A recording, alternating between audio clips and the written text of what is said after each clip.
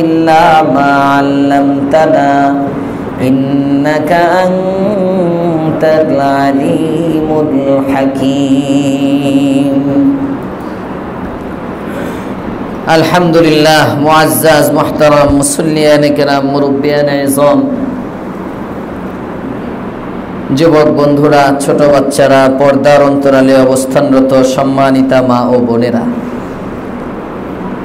শুকরিয়া রব্বে করিমের দরবারে যার তৌফিকে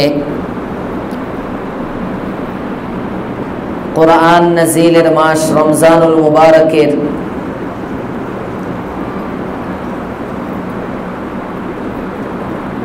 প্রতিদিনের এই তাফসীরে আজকে আল্লাহ পাক রব্বুল আলামিন আসার বসার সুযোগ দান করেছেন।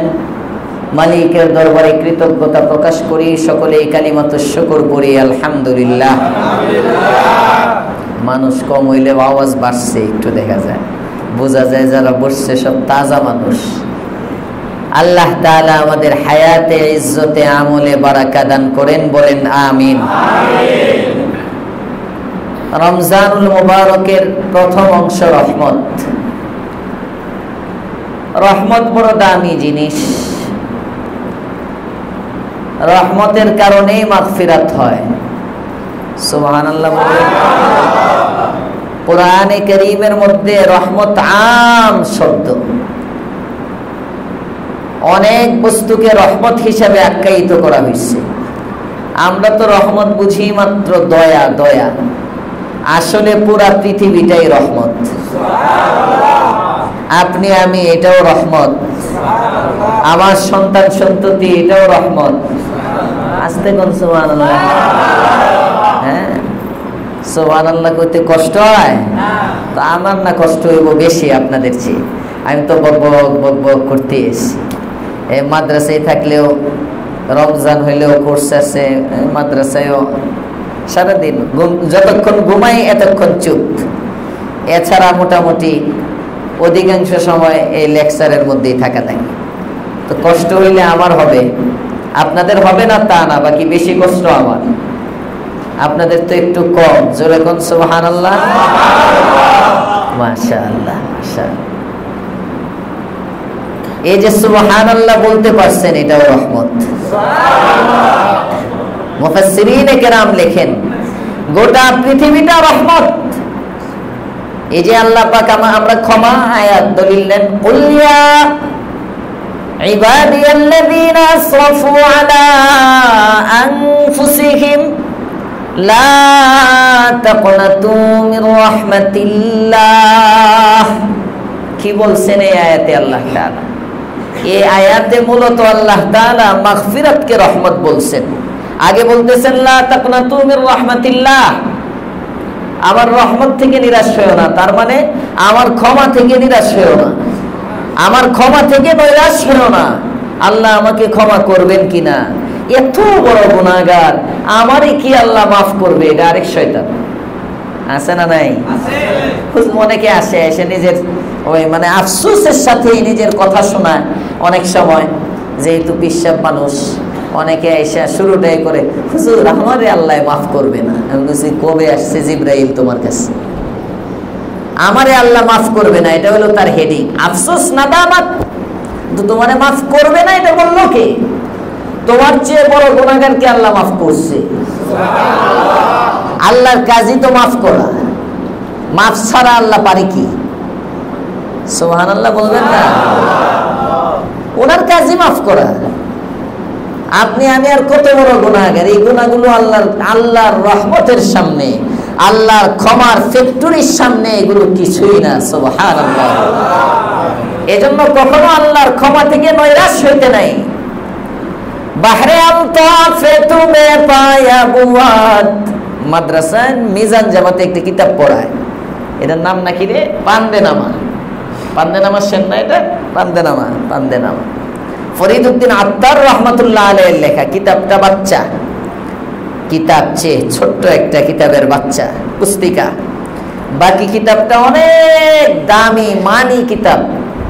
উপদেশগুলো এক একটা উপদেশ স্বর্ণাক্ষরে লিখে রাখার মতো। তাসাউফের বড় কিতাব।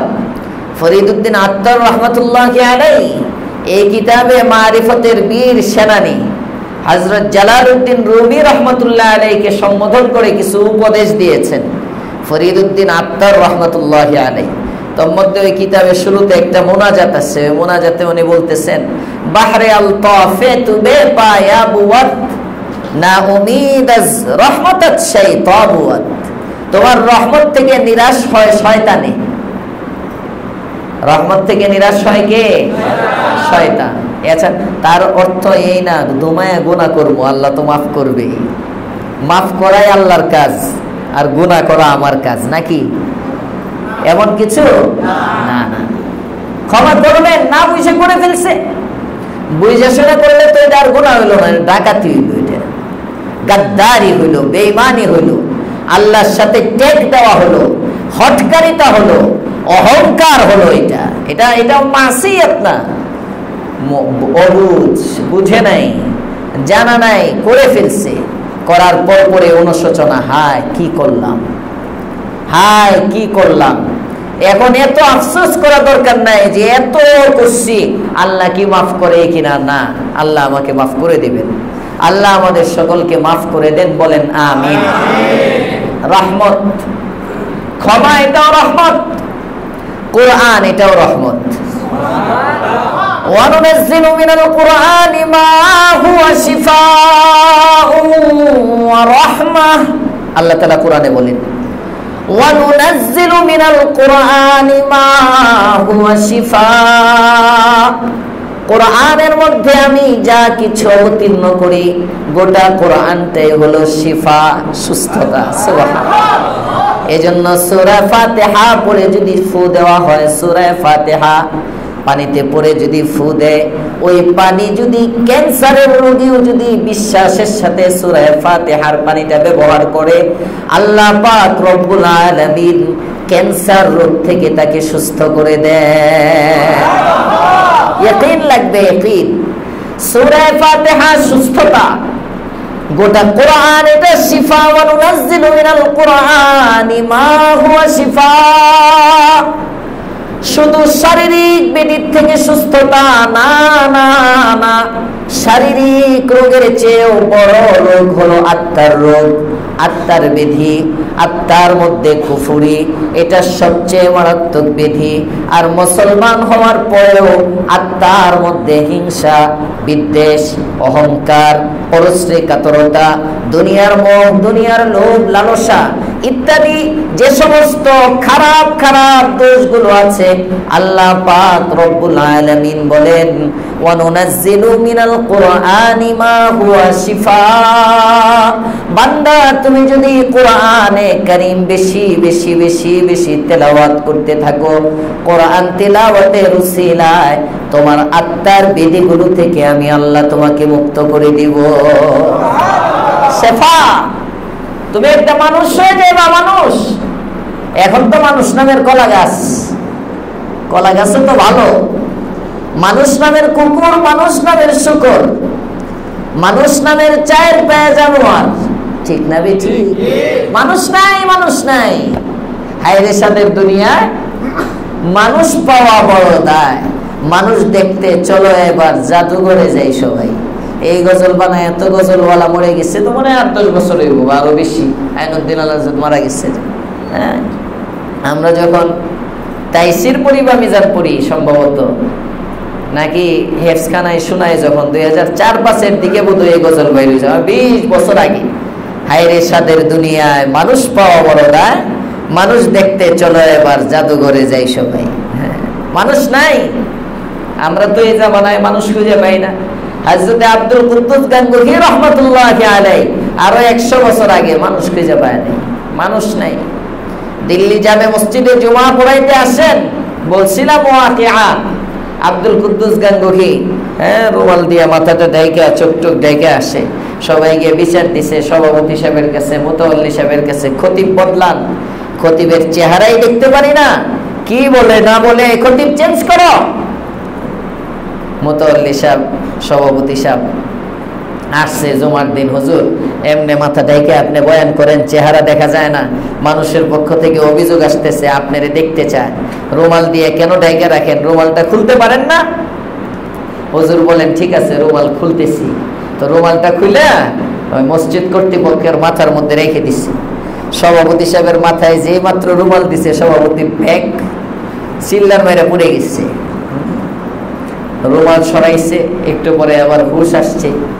হুশ আসার পরে সবাই কয় রুমালের মধ্যে কি আছে, বম টম আছে নাকি? হ্যাঁ, চিল্লার মেরে পড়ে গেলা, কি হইল? এবার লোকটা বলে আব্দুল কুদ্দুস গাঙ্গুহিকে আর রুমাল খুলতে বলো না। রুমাল যখন আমার মাথার মধ্যে রাখছে, আমি দেখি গোটা মসজিদের মধ্যে কোনো মানুষ দেখা যায় না। মসজিদের মধ্যে কুকুরে বসা, মসজিদের মধ্যে শুকর বসা, বাঘ বল্লুক হিংস্র প্রাণীগুলো এই মসজিদ ভর্তি। আবার যখন রুমাল সরায় ফেলছে তখন দেখি গোটা মসজিদে মানুষ দেখা যায়। বুঝেন কিছু? বুঝেন? তার মানে ওরকম চোখ নাই আমাদের। ওইরকম চোখ থাকলে তখন বুঝে যেত মানুষ কয়জন, মানুষ কয়জন। আব্দুল কুদ্দুস গাঙ্গুহির তো দিলের চোখ ছিল, এজন্য উনি দেখতেন মসজিদের মধ্যে মানুষ নাই। নামাজের সামনের কাতারের মুসল্লি ঘরে বেগমের সাথে ভালো ব্যবহার করে না, এর কুত্তা, মানুষ না। কথা কোন না কেন? কয় হুজুর এটা কি এমন রমজান মাসে এত ফাহিশা কথা বলতেছেন, রোজা মাকরু হয়ে যাবো। মুফতি আপনি না আমি। কুকুরের যে ব্যবহার, অনেক মানুষের ব্যবহার, কুকুরের ব্যবহার কেউ হার মানায়। তো কুত্তা আছে দেখবেন হুদায় গেউ গেউ করে, কানে গেউ গেউ করে, আকামেও গেউ গেউ করে। কিছু কুকুর আছে, কিছু স্বামী আছে এরকম কুত্তা মার্কা, এটি ঘরের মধ্যে গেলে স্ত্রীর সাথে খালি খিটখিটে মেজাজ, ভদ্র কোনো কথা নাই, ভালো কোনো কথা নাই। স্ত্রী ভালো বললেও কেক করে উঠে, আর খারাপ বললে তো কথাই নেই, খারাপ বলার তো সুযোগই নেই। এমন তো আপনি সামনের কাতারের মুসল্লি, চিল্লাওয়ালা মুসল্লি, কিন্তু কুত্তার স্বভাব আপনার ভিতরে আছে, তো আপনার কুত্তা মার্কা দেখা যায়। কথা বুঝতেছেন?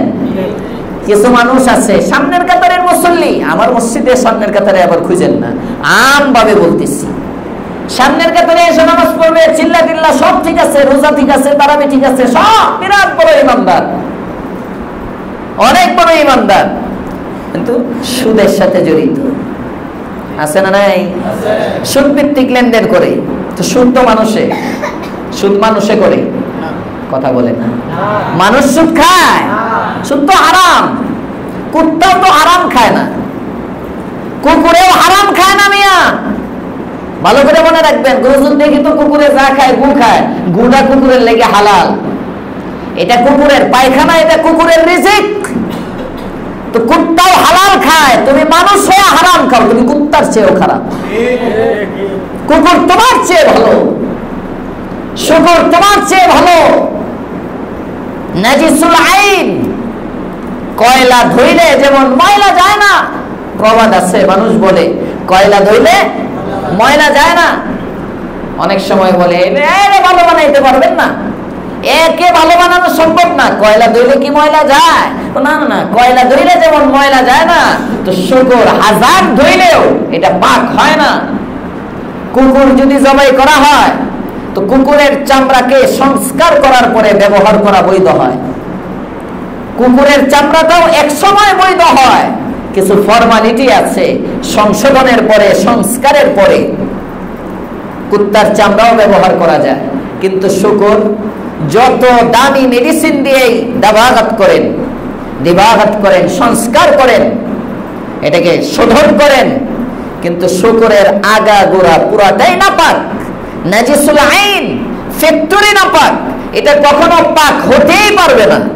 এটা শুকরের কি বলে এগুলো রে, আরে চর্বি না, উপরে থাকে যে পশম, মনে করেন এগুলোরে আপনি শোধন মদন করে ব্রাশের মধ্যে লাগাইলেন, দেখতে মনে হয় প্লাস্টিক, কথার কথা, লাগায় যে এরকম না, কিন্তু লাগায়। সাবানের মধ্যে শুকরের মিশ্রণ আছে, অনেক সাবান আছে আমাদের দেশে যে সাবানের মধ্যে শুকরের চর্বি ব্যবহার করে, অনেক চিরুনি আছে যে চিরুনির মধ্যে শুকরের পদার্থ ব্যবহার করে, অনেক ব্রাশ আছে যে ব্রাশের মধ্যে শুকরের পদার্থ ব্যবহার করে, এরকম আছে। দেখতে আপনি চিনবেন না, পুরা হাইয়াত অবস্থা পরিবর্তন হয়ে গেছে, রূপ বদলে গেছে, চেনার কোনো কায়দা নাই, তারপরেও নাপাক নাপাকি। যে সাবানের মধ্যে শুকরের মিশ্রণ আছে, শুকরের কোন পদার্থের মিশ্রণ আছে, ওই সাবান ব্যবহার করা জায়েজ নাই। যদি কোনো ব্রাশের মধ্যে শুকরের কোনো অংশ থাকে, ওই ব্রাশ ব্যবহার করা জায়েজ নাই, মানে শুকর পুরাটাই হারাম। এরপরেও শুকরের জান্নাত নাই, জাহান্নামও নাই, জবাবদিহিতা নাই। কিন্তু আপনি আমার জবাবদিহিতা আছে, আপনি আমার জবাবদিহিতা আছে। জবাবদিহিতা থাকার পরেও যে ব্যক্তিটা আল্লাহকে ভয় করে না, মন চাহে চলে, এটা কি শুকরের চেয়ে ভালো না খারাপ? সবাই বলেন। আপনি বললে কি, না বললে কি? আল্লাহ বলে দিচ্ছেন 1450 বছর আগে কোরআন নাজিল করে, 1446 চলতেছে, 1446 হিজরি চলতেছে। এই 1446 বছর আগে, এই 46 হিজরির সাথে আরো 13 বছর যোগ করেন, তাহলে 56, 57, 58, 59 না? এই 1459 বছর হয়ে গেছে কোরআন নাজিলের। হিজরি গণনা শুরু হয়েছে তো রাসূল হিজরতের পর থেকে, এর আগে তো আরো 13 বছর রয়ে গেছে।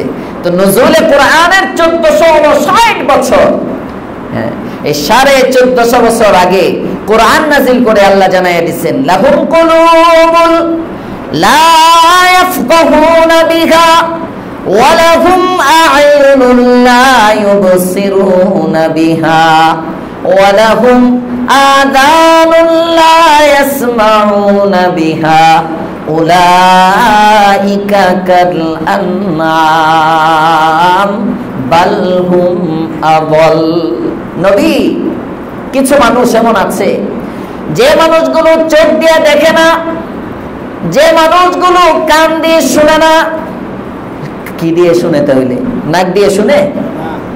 লাহুম কুলুবুল লা ইয়াফকাহুনা বিহা, দিল আছে, অন্তর আছে, অন্তরের মধ্যে যে জিনিস জায়গা দেওয়ার কথা ওই জিনিস জায়গা দেয় না।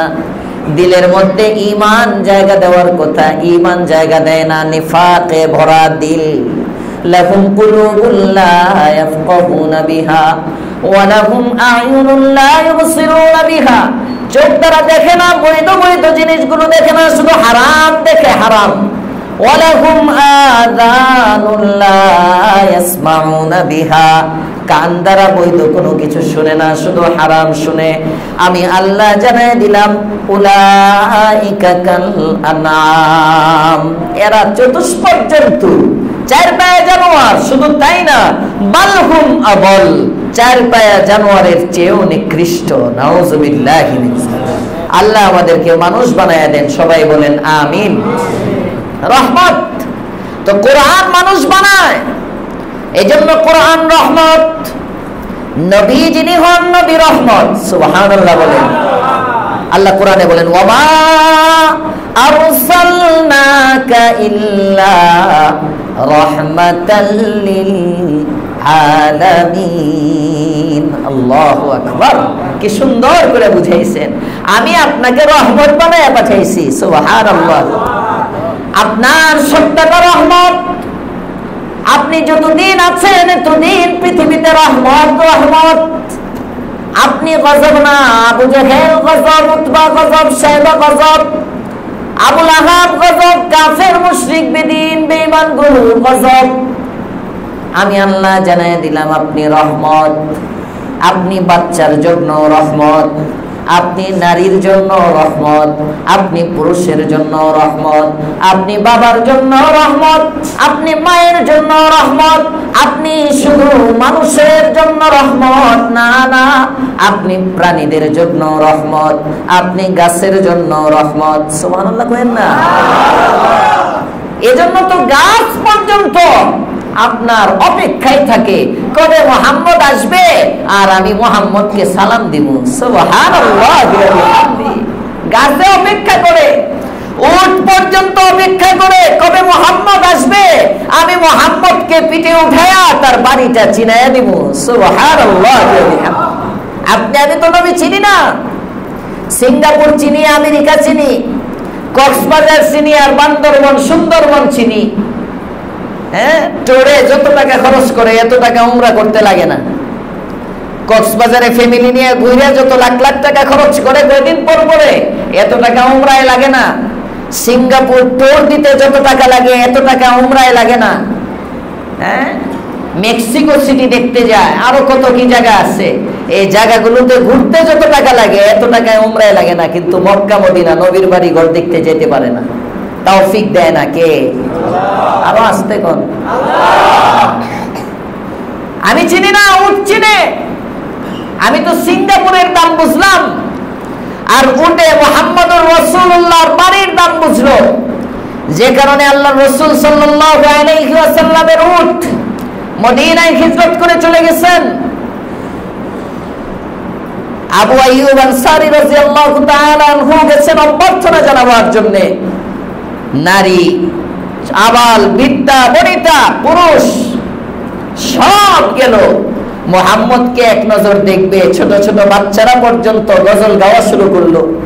আল্লাহর পয়গম্বর গেলেন টানাটানি, কে জায়গা দিবে, কার ঘরে রাসূল মেহমান হবে, কে এই দামি মেহমানটাকে নিজের ঘরের মধ্যে নিবে। আল্লাহর পয়গম্বর কি বলেন? ছেড়ে দাও, আমার উটটাকে উটের গতিতে ছাড়ো, উঠে আমার বাড়ি চিনে। আরো আসতে কোন সুবহানাল্লাহ। উঠে আমার বাড়ি চিনে, তোমরা চিনো না। উঠে চিনে কোন বাড়িটা আমার জন্য 350 বছর আগে বানায় রাখা হয়েছে। যখন ইয়াসরিবের মধ্যে কোনো বাড়ি নাই, ইহাতায়ে মদিনার মধ্যে কোনো ঘর নাই, কুবার আশপাশে কোনো বাড়ি নাই, ঘর নাই, খ্রিস্টান বাদশা তুব্বা রাসূল করিম সাল্লাল্লাহু আলাইহি ওয়াসাল্লামের জন্মের 350 বছর আগে মদিনার ওই জায়গা দিয়ে যায়। এক জায়গায় তাবু গানেন, তাবু গেড়ে আল্লাহর পয়গম্বর তখন আসেন নাই। তুব্বা 200-300 মানুষ নিয়ে যখন তাবুর মধ্যে বিশ্রাম করতে থাকে, হঠাৎ করে একজন তাওরাতের আলেম তুব্বার কাছে এসে বলে, রে তুব্বা, বাদশা আপনি কোন জায়গায় আছেন আপনি কি জানেন?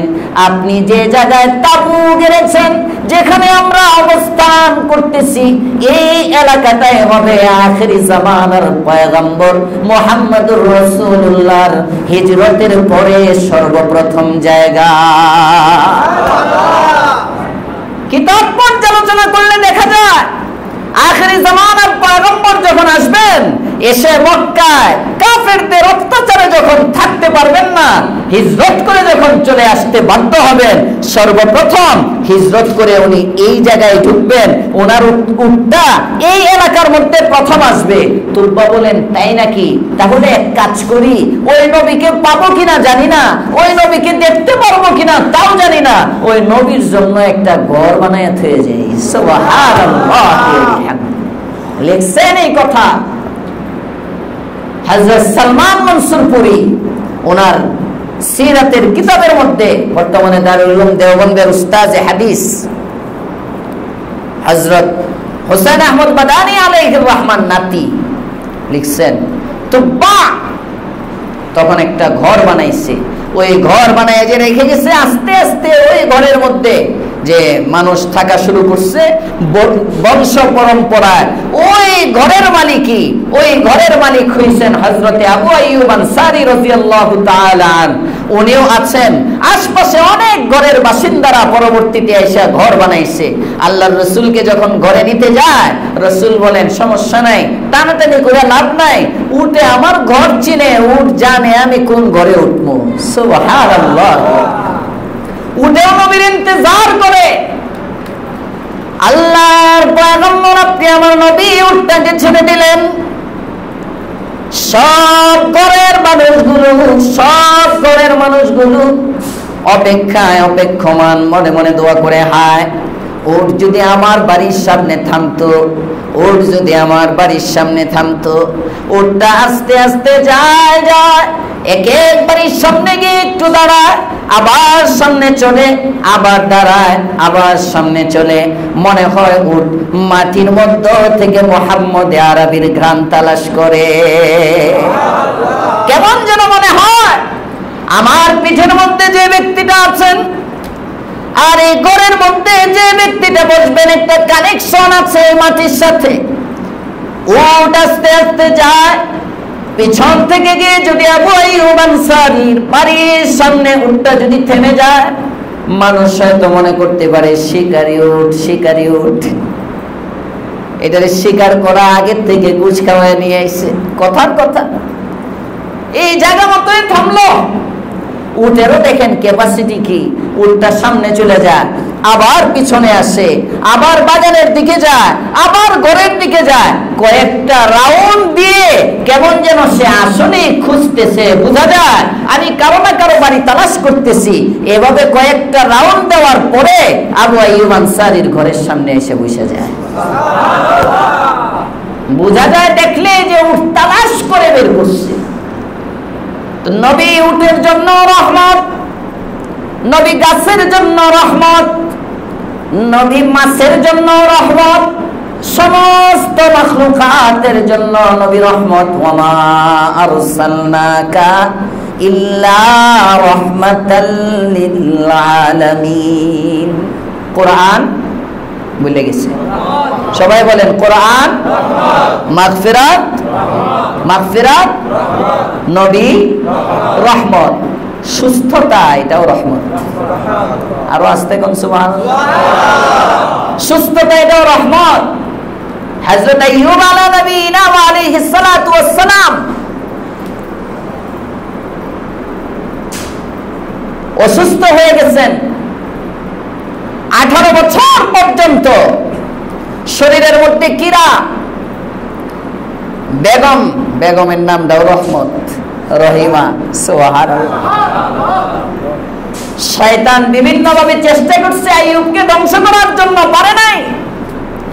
শেষে এসে বেগমের কাছে মানুষের আকৃতিতে এসে বলে, এই শোনো, তোমার স্বামীকে বলো অমুক মূর্তির নামে যদি একটা মাছি হইলেও উৎসর্গ করে, অন্য বড় প্রাণী না পারে, একটা মাছি হলেও যদি অমুক মূর্তির নামে উৎসর্গ করে, সাথে সাথে তোমার স্বামী সুস্থ হয়ে যাইব। আরে চিকিৎসার জন্য তো হারাম তাদাবি বিল মুহাররামাতও জায়েজ হয়, অনেক হারাম বস্তু দ্বারা চিকিৎসা গ্রহণ করাও জায়েজ হয়। তোমার স্বামী যখন সুস্থ হইতেছে না, এই কাজটা করতে বলো। স্ত্রী ডরায়া ডরায়া ডরায়া ডরায়া, জানে স্বামী নবী মুমিন, ডরায়া ডরায়া স্বামীরে কয়, স্বামী যদি একটু সাহস দিতেন একটা কথা বলতাম। কয় কি কও?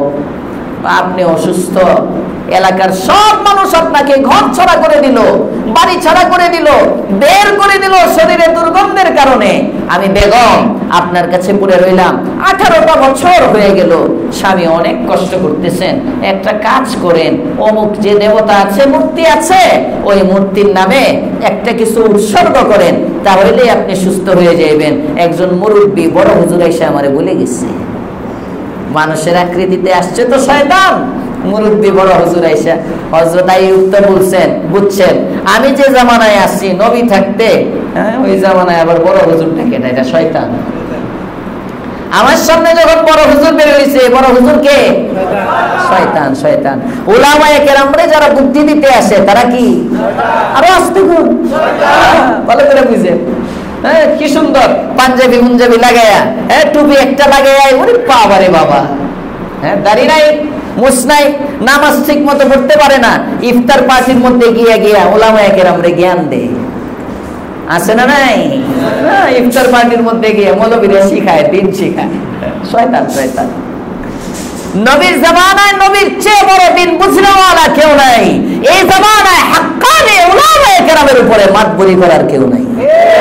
মনে রাখবেন, যেটাই আসবে কি একদম চোখ বন্ধ করে। এটা মসজিদের সভাপতি হইলে সভাপতি, সেক্রেটারি হইলে সেক্রেটারি, আরে জোরে কর, কোন মুসল্লি যদি হয় মুসল্লি, শিল্পপতি হইলে শিল্পপতি, শয়তান। সব যে উলামায়ে কেরামের উপরে মাতবরি করতে হবে, এটাই শয়তান। মনে রাখবেন, শয়তান ধরবেন, ধরে বাইন্দা থয়ে দিবেন দেওয়ালে, কি বলে পিলারের সাথে দেয়, পরে ভাইরাল করে দিবেন, শয়তান দেখে যাও শয়তান। রোজার মাসে বান্দা না, আর অরিজিনাল শয়তান বান্দা, মানুষ রূপী শয়তান চালু না আমাদের। আমি যে ওই যে রমজান, কোরআন হাদিসের আলোকে মাহে রমজান যে এটা শুরুতে আছে, তো এখানে শয়তান রে বাইন্দা রাখার কি ব্যাখ্যা এই জায়গায় লিখছিলাম তো, যদ্দূর মনে পড়ে। হ্যাঁ, শয়তানকে অনেকে বন্ধ রাখে। এই যে প্রশ্ন, উপর উল্লেখিত হাদিসে বলা হয়েছে রমজান মাসে শয়তানকে শৃঙ্খলাবদ্ধ করা হয়। প্রশ্ন হতে পারে, যদি শয়তান শৃঙ্খলাবদ্ধ থাকে তাহলে রমজান মাসে গুনাহ প্রকাশ পায় কেন? একটা প্রশ্ন না? শয়তান তো বান্দা, শয়তানে না গুনাহ করায়? এর কয়েকটা উত্তর। নাম্বার 1, মানুষ গুনাহ করে নফসে আম্মারার কারণে, আর এটা মানুষের সাথে মিলিত, ফলে রমজানেও গুনাহ প্রকাশ পায়। নাম্বার 2, জিন শয়তানগুলোকে আবদ্ধ করা হয় আর মানব শয়তানগুলো খোলা থাকে, ফলে রমজানেও গুনাহ প্রকাশ পায়। এটা হলো 2 নম্বর জবাব। 3 নম্বর জবাব, 11 মাস শয়তানের সাথে সম্পর্কের দরুন স্বভাব এতটা প্রভাবান্বিত হয় যে শয়তানকে 1 মাস শৃঙ্খলাবদ্ধ রাখার পরও কিছু প্রভাব থেকে যায়। যেমন দীর্ঘ সময় পাখা চলার পর যখন সুইচ বন্ধ করা হয় তারপরও কিছুক্ষণ ঘুরতে থাকে। হঠাৎ করে কারেন্ট চলে গেলে কিছুক্ষণ ঘুরে পরে বন্ধ হয় না? তো 11 মাস পর্যন্ত শয়তানে এমন হ্যান্ডেল দিচ্ছে, এখন শয়তানের হ্যান্ডেল মারা বন্ধ, কিন্তু ওই যে আগেরটাতেই ঘুরতেছে। 1 মাস কোন দিক দিয়ে রমজান আসে আর যায়, এ শয়তানি করতে থাকে, শয়তানি থেকে আর বাঁচে না। আছে না নাই? আরো জবাব আছে, এখানে 5টা জবাব দেওয়া আছে। বাহারহাল বলতেছিলাম, শয়তান এসে যখন ধোঁকা দেয়, আইয়ুব আলাইহিস সালাম কষ্ট লাগে, আল্লাহকে ডাক দিয়ে বলে, আল্লাহ লাস্ট পর্যন্ত আমার ঈমান চলে যাবে, আমার ঈমানি পরীক্ষায় ফলাইয়া দিলা। ইদনাদা রাব্বাহু আন্নী মাসসানিয়ায-যুররু ওয়া আনতা আরহামুর রাহিমিন। আমি অসুস্থ আর তুমি আরহামুর রাহিমিন। তার মানে কি? আমি অসুস্থ, তুমি আরহামুর রাহিমিন, এর অর্থ হলো তুমি সুস্থতা দানকারী। তোমার রহমত যদি আমার উপর আসে তাই তো আমি সুস্থ হয়ে যাই। তাহলে কোরআন, সবাই বলেন কোরআন, কোরআন রহমত, নবী মাগফিরাত, সুস্থতা। এভাবে কোরআনে কারীমের মধ্যে যে জিনিসগুলোকে রহমত বলা হয়েছে, যদি এগুলো বলতে থাকি রমজান শেষ হয়ে যাবে। প্রতিদিন 40 মিনিট করে রমজান শেষ হয়ে যাব। এই রহমত বলার উদ্দেশ্য হলো এই সূরা মারইয়াম, মারইয়ামের শুরুতে আল্লাহ পাক রব্বুল আলামিন বলতেছেন, কাফ হা ইয়া আইন সাদ। অনেকে করব হুজুর না মারইয়ামের তাফসীর করব, এটা কি কয়? এই যে দেখেন তাফসীর, কাফ হা ইয়া আইন সাদ যিকরু রাহমাতি রাব্বিকা আবদাহু যাকারিয়া। যিকরু রাহমাতি রাব্বিক, তোমার রবের রহমতের আলোচনা। সূরাটা শুরু করছেন যিকরু রাহমাতি রাব্বিকা আবদাহু যাকারিয়া, তার বান্দা যাকারিয়ার উপরে তোমার রবের রহমতের আলোচনা। নবী গো, আপনাকে আমি শুনাইতেছি আমার পক্ষ থেকে যাকারিয়ার উপর যে রহমত ছিল ওই রহমত। তো কোরআন একটা রহমত, নবী একটা রহমত, শিফা একটা রহমত, মাগফিরাত একটা রহমত। গোটা আলমের মধ্যে যা কিছু আছে সব রহমত।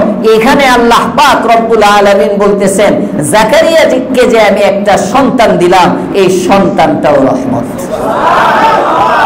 যিকরু রাহমাতি রাব্বিকা আবদাহু যাকারিয়া, আমার বান্দা যাকারিয়াকে আমি যে রহমত দিয়েছিলাম, এই রহমতটা কি? নেক সন্তান, হযরত ইয়াহইয়া আলাইহিস সালাম। তাহলে বোঝা গেল সন্তানটাও রহমত। এইজন্য আল্লাহর কাছে রহমতের দোয়া করবেন, পারবেন ইনশাআল্লাহ।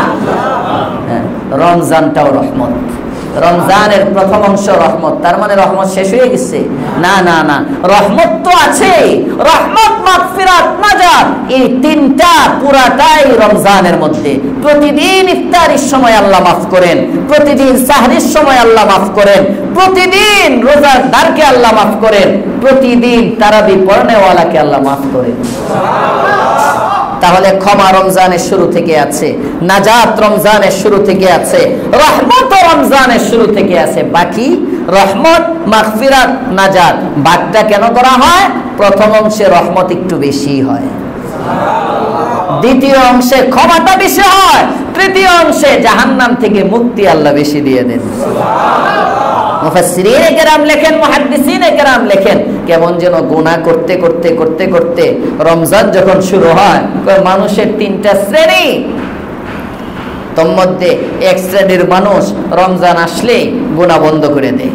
এরা তো শুরুতেই রমজানের আগেই তওবা করে রমজানের প্রস্তুতি নেয়, এরা তো শুরুতেই রহমতের ভাগী হয়ে যায়। আর কিছু মানুষ এমন আছে, না, রমজান শুরু হইলে তারপরে আস্তে ধীরে তওবা করে, আহারে রমজান যাইতেছে। অনেক মানুষ এমন আছে 10 দিন পরে প্রথম 10টা রোজা রাখে না, কিন্তু আহারে আগামী বছর রোজা পাই না না পাই। অনেক মানুষ এমন আছে শেষের দিকে গিয়ে ভালো হয়ে যায়। কথা বলেন ঠিক না বেঠিক?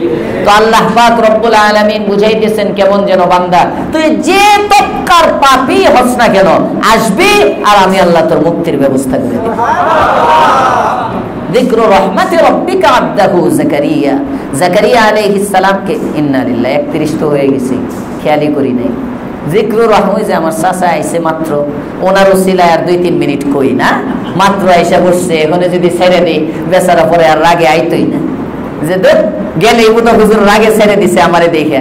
হ্যাঁ, অনেক মহব্বত করে মুসল্লি আমার, তো ওনার খাতিরে 3-4 মিনিট বলি, সমস্যা নেই তো। যিকরু রাহমাতি রাব্বিক, খাওয়ান নাই তো, খাওয়ান থাকলে না বোঝা যেত সমস্যা আছে কিনা। যিকরু আব্দুর রহমানের থাকতে পারে সমস্যা, ব্যবসা হয়ে আইছে। হ্যাঁ, যিকরু রাহমাতি রাব্বিকা আবদাহু যাকারিয়া, রহমত, আল্লাহ পাক রব্বুল আলামিন সন্তান দিলেন, সন্তানের নাম ভুলে গেছে সন্তানের নাম ইয়াহইয়া।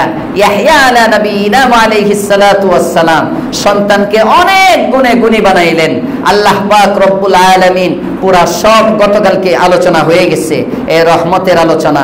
এই ওয়াকিয়াগুলো আল্লাহ পাক রব্বুল আলামিন কেন শুনাইতেছেন? তাসলিয়াতুন নবী সাল্লাল্লাহু আলাইহি ওয়াসাল্লাম, রাসূল করিম সাল্লাল্লাহু আলাইহি ওয়াসাল্লামকে সান্ত্বনা দেওয়া একটা বড় উদ্দেশ্য। রাসূল করিম সাল্লাল্লাহু আলাইহি ওয়াসাল্লাম প্রত্যেকটা ঘটনা থেকে শিক্ষা।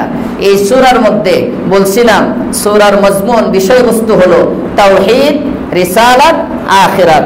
পয়গম্বর যাকারিয়া আলাইহিস সালামের ওয়াকিয়াত থেকে আমরা শিখলাম আল্লাহ তাআলা থেকেই সবকিছু হয়। ঠিক না বেঠিক? আল্লাহ পারেন, আল্লাহ যা চান তাই পারেন। 17 বছরের স্বৈর শাসককে লাঞ্ছিত করে দিল্লি পাঠাইতে পারেন কে? আল্লাহ। না, সমন্বয়ক। হ্যাঁ, ছাত্ররা পিঠে ঠিঙ্গি ভেঙে লাগবে কয়েকদিন পরে। যে অবস্থা হইতেছে, আল্লাহ হেফাজত করো, বলেন আমিন। তুমি আওয়ামী লীগ করো নাকি? তো এত জোরে ঠিক কইলে ভাইরাল করে দিব একেবারে।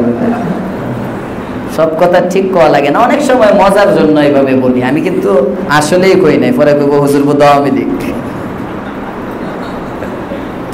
আল্লাহু আকবার। ছাত্র জনতার শক্তি নাই তো, শক্তি কার? আল্লাহ শক্তি, আল্লাহ শক্তি। আল্লাহ তাআলাই পারেন, সব আল্লাহর থেকে হয়।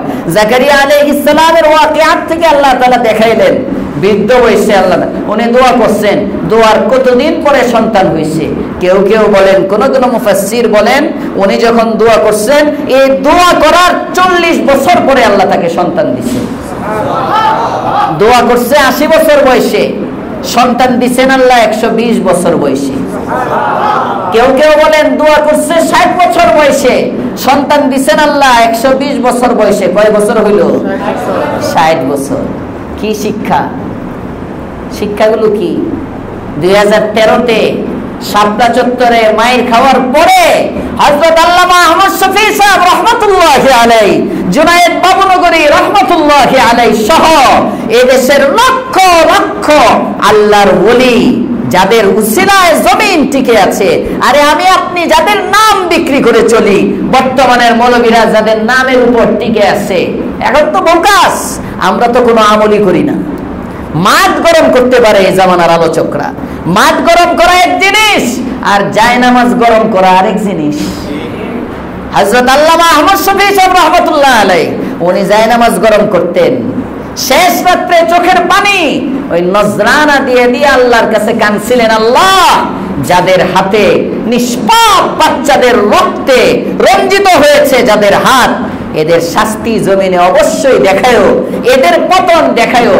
এই যে ওনারা দোয়া করে গেছেন, ওনাদের দোয়ার উসিলায় গিয়ে দোয়া কবুল হয়েছে। তোমরা তো মনে করো তোমরা নামায় লিখছো, হ্যাঁ, সবার চোখের পানি। গুম হওয়া মানুষগুলোর আত্মীয় স্বজনের চোখের পানি, খুন হওয়া মানুষগুলোর আত্মীয় স্বজনের চোখের পানি, হ্যাঁ, বিডিআর হত্যায় 57 জন মরছে। আমি প্রায়ই বলি এই সব কিছুর পতনের মূলে গিয়ে কি? চোখের পানি, কান্না, কান্না, কান্না। হযরত জাকারিয়া আলাইহিস সালামের এই ঘটনার থেকে শিক্ষা, আমরা একদিন চাই, 2 দিন চাই, 1 মাস চাই, 2 মাস চাই, না পাইলে অস্থির হয়ে যাই, না পাইলে অস্থির হয়ে যাই। না না না, দোয়া করতে থাকা, আশা না ছাড়া, এটা একটা দোয়ার আদব। আশা নিয়ে যখন বান্দা চাইতে থাকে, এক সময় না এক সময় আল্লাহ দিয়েই দেয়, এক সময় না এক সময় দিয়ে দেয়। আল্লাহ তাআলা ইহইয়া আলাইহিস সালামকে দিবেন এমন একজন পয়গম্বর। আল্লাহ বলেন এই নবীটাকে আমি এত সুন্দর বানাইছি, যেই তাকে দেখে পছন্দ করে, পছন্দ করে ওই জামানার বাদশা তাকে বিয়ের প্রস্তাব দিছে তার মেয়ের জন্য। উনি কি বলেন? ওনাকে তো আল্লাহ গুণ বর্ণনা করছেন, ওয়া হানানাম মিন লাদুন্না ওয়া যাকা ওয়া কানা তাকিয়া। অন্য আয়াতের মধ্যে বলছিলাম ওনার গুণগুলো, রব্বি হাবলি মিন লাদুনকা যুররিয়া ইন্নাকা সামিউদ দুআ ফানাদাতুল মালায়েকা আন্নাল্লাহা ইউবাশশিরুকা বিয়াহইয়া মুসাদ্দিকাম বিকালিমাতিন মিনাল্লাহ সাইয়্যিদান ওয়া হাসুরা। হাসুরানের অর্থ বলছিলাম সংযমী হবে, সংযমী। যিনি কি হবেন? সংযমী হবেন। নারীর প্রতি কোনো তামান্না নাই, আকাঙ্ক্ষা নাই, আশা আকাঙ্ক্ষা নাই। এর অর্থ এই না ওনার যৌবনের উদ্যমতা নাই, যৌবন শক্তি ছিল, তারপরেও নারীর প্রতি কোনো তামান্না নাই, আকর্ষণ নাই। নিজের যৌবনটাকে পুত পবিত্র করে রাখছিলেন। ইয়াহইয়া আলা নবিয়িনা ওয়া আলাইহিস সালাতু ওয়াস সালাম উনি বলেন যে না, আমি দুনিয়ায় বিয়ে শাদী করে এই সমস্ত ফালতু সময় নষ্ট করার মতো আমার সময় নাই। তোমার মাইয়ারে আমি দরকার নাই, এর দেখতেও যাব না, পছন্দও করি না। আমি তো আমার জীবন যৌবন পুরাটা আল্লাহর জন্য ওয়াকফ করে দিতে চাই। বাদশার উঠছে রাগ, আমার মাইয়ার বিয়ের প্রস্তাব প্রত্যাখ্যান করলি, দেখে দে মুতরে। মুফাসসিরিনে কেরাম লেখেন হযরত ইয়াহইয়া আলা নবিয়িনা ওয়া আলাইহিস সালাতু ওয়াস সালামকে বাদশা তখন হত্যা করেছে, উনি শহীদের দরজা পাইছেন, কিন্তু তারপরেও উনি ওনার নীতি আদর্শ থেকে সরেন নাই। কি শিখলেন? ইয়াহইয়া আলাইহিস সালামের শাহাদাত থেকে আমাদের শিক্ষা, নিজের নীতি আদর্শকে কখনো বাদ দেওয়া যাবে না, নীতি আদর্শ থেকে কখনো আদর্শকে বলঞ্চিত করা যাবে না। আমি মুসলমান, আমি মুসলিম হিসাবে আমার কিছু আদর্শ আছে না নাই? মুসলিম সভ্যতা, সংস্কৃতি, তাহজিব, তামাদ্দুন, ক্ষমতার জন্য এটাকে নস্যাৎ করা যাবে না। আধুনিক মডার্ন ইসলামের যারা স্লোগান দেয়, যারা খেলাফা কায়েমের কথা বলে, আমি আশ্চর্যান্বিত হয়ে যাই। পত্র পত্রিকায় মাঝে মাঝে তাদের ইফতারের ছবি আসে পত্রিকার মধ্যে, দেখতে না চাইলেও মাঝে মাঝে দেখতে হয়। পত্রিকার মধ্যে এত বড় করে দেয়।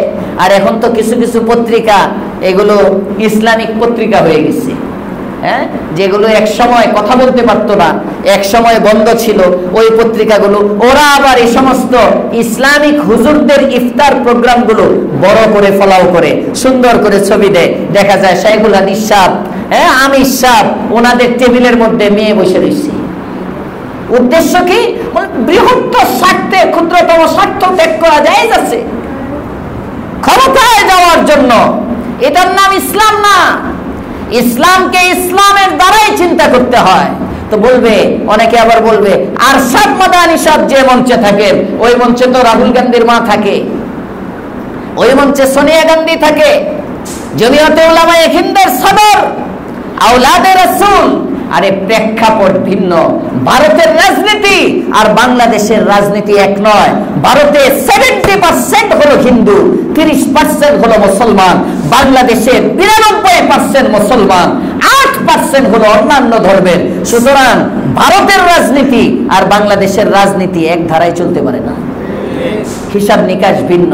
আল্লাহ আমাদেরকে বুঝবার তৌফিক দেন, বলেন আমিন। মুহতারাম হাজিরিন, ইসলাম নীতি আদর্শ ছাড়া যায় না। আমার আদর্শ, আমার তাহজিব, আমার তামাদ্দুন, আমার সভ্যতা, আমার সব কিছুকে ধরে রেখে যদি আমি ইসলামী খেলাফত কায়েম করতে পারি, খেলাফা কায়েম হবে। নয়তো খেলাফা কায়েমের দায়িত্ব আমার না, খেলাফা কায়েমের দায়িত্ব আমার না।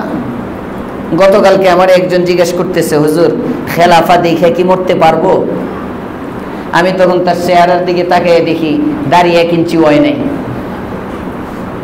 তার চেহারার মধ্যে কিন্তু এখনো খেলাফত কায়েম হয় নাই, বুঝেন নাই? চেহারার মধ্যে দেখে এখনো 1 ইঞ্চি হয় না, 1 ইঞ্চি হইলেও তো গালের সাথে মিশানো, কিন্তু খেলাফা নিয়ে ব্যস্ত। উনি আমারে বলতেছেন, হুজুর খেলাফা দেখে কি করতে পারবো? কত আশা ওনার খেলাফা দেখে মরার। আরে আগে তোমার 3.5 হাত বডির মধ্যে খেলাফত কায়েম করো। তুমি আগে মুসলমান হও, রাষ্ট্রকে পরে মুসলমান বানাও। রাষ্ট্রকে মুসলমান বানানো তোমার দায়িত্ব না, তুমি নিজে মুসলমান হওয়া তোমার দায়িত্ব।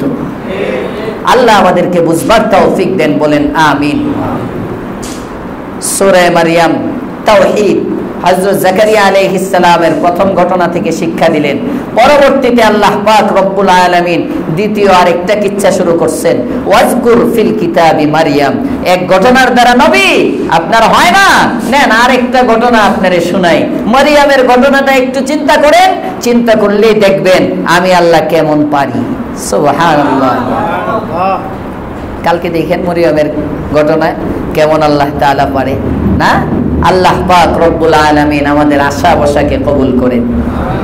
রোজা অবস্থায় মুখ ভরে থুতু আসলে তার সম্পর্কে বিধান কি? আল্লাহর নেয়ামত মনে করে গিলে ফেলবেন, এটা তো নেয়ামত, কুদরতি ফ্যাক্টরি। হ্যাঁ, যদি থুতু নাই আসতো তাহলে তো আপনার পানি পিপাসা আরো বেশি লাগতো। আল্লাহ তাআলা এই জন্য কুদরতি হাউস থেকে দেখবেন রমজানে লাগে, আমার কাছে লাগে রমজানে থুতু একটু বাইরে যায়। রমজান ছাড়া যত ঘন ঘন থুতু আসে, রমজানে একটু বেশি, কারণ সারাদিন তোমার সাথে পানির সম্পর্ক নাই। আমি আল্লাহ মিষ্টি পানির ঝর্ণা তোমার মুখের মধ্যে দিয়ে দিলাম, বান্দা তোমার যেন রোজা রাখতে কষ্ট না হয়। ব্যাকল যারা একটু পর পর উঠতে গিয়া থু থু থু খালি থুতু ফালা, এটা ফালানোর জিনিস, এটা নেয়ামত করে ভিতরের জিনিস ভিতরে ছেড়ে দিবেন, ঠিক আছে ইনশাআল্লাহ। হ্যাঁ এটা, হ্যাঁ তবে বাইর করে আবার টান দিয়েন না, তাহলে রোজা ভেঙে যাইব। এমন কেউ টান দেয় না। এই যে কালকে জুমার দিন দেখবা রাস্তার থেকে কমপ্লেন আসবে, অনেকে তো ফালাই দিচ্ছে, বুঝো নাই? রমজান এমনি ফালায়, আর রমজান তো মনে করো আরো বরকত, মনে করো অনেকে জানে থুতু গিলে ফেললে রোজা ভেঙে যাবে, বললে কি একটু পর পর জান্নার কাছে কি নিচে যে মুসল্লি আছে খবর নেই। রমজান মাসে সাহরির পূর্বে যদি স্বপ্নদোষ হয় আর এই অবস্থায় গোসল বেঁধে রেখে সাহরি খেলে রোজা হবে কি? হ্যাঁ হয়ে যাবে, হয়ে যাবে। রোজার নিয়ত করলে রোজা হয়ে যাবে, কোনো সমস্যা নেই। সুবহানাল্লাহি ওয়া বিহামদিহি, সুবহানাকাল্লাহুম্মা ওয়া বিহামদিক, আশহাদু আল্লা ইলাহা ইল্লা আনতা, আস্তাগফিরুকা ওয়া আতুবু